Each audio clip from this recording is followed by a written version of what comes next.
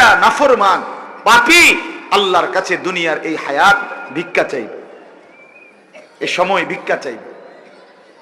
হাত্তা ইদা জাআ আহাদাহুমুল মাউত ক্বালা রাব্বিরজিউন।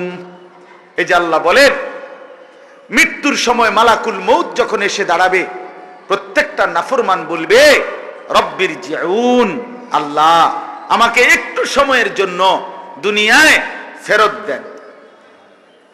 কেন? লাআল্লি আ'মালু সালিহান ফীমা তারাকতু। এই নাফরমান বলবে, আল্লাহ যে আমলগুলো ছুটে গেছে, এবার যদি একটু সুযোগ দেন আমি সেই নেক আমলগুলো করব।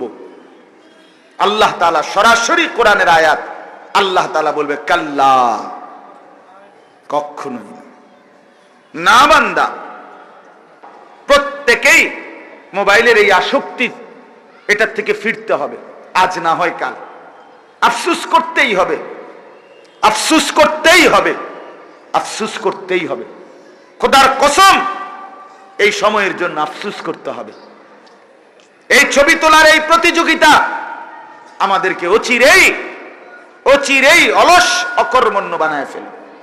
আজ আমাদের জাতি, আজ আমাদের নতুন প্রজন্ম, আজ আমাদের যুবক কিশোর তরুণ, যুবতী কিশোরী তরুণী, মধ্যবয়সী নিচে, সবার একটাই ফিকির, শুধু ছবি তোলো, শুধু ছবি তোলো। একেবারে যা পাও, ডানে বামে হাঁটতে চলতে উঠতে বসতে, কুত্তা বিলাই শুকর, হাঁস মুরগি গরু ছাগল, হুজুর পাবলিক, বেড়া বেডি জোয়ান বুড়া, সাদা কালা চিকন মোটা, জিডা পাও ছবি উঠা।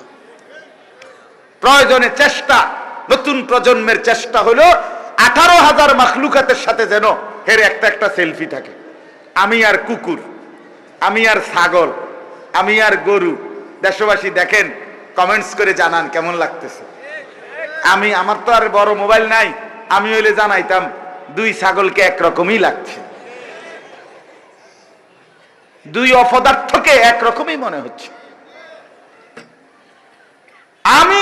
আমি এই গত কোরবানির ঈদে বেটায় আমারে খুব মহব্বত করে নিছে, হুজুর আমার গরুটা জবাই করার জন্য আপনি কুদ্দুর আইয়েন হুজুর। আমি বললাম, আরে আমার গরু জবাই, আমি একেবারে তাই না, গরুটা বড় গরু, শোয়াইয়া লাইছে, কি কষ্টে শোয়াইছে গরুটারে, তারা 3-4 বার লাগাইয়া শোয়াইয়া ধরে লাইছে, এখন জবাই করবে। আমি এত বড় গরু দেখে আমি বলে আমি পারতাম না, এটা আরেকজন হুজুরে বলে আপনি যাও, আমি আসি, মানে সামনে দাঁড়ানো, আপনি জবাই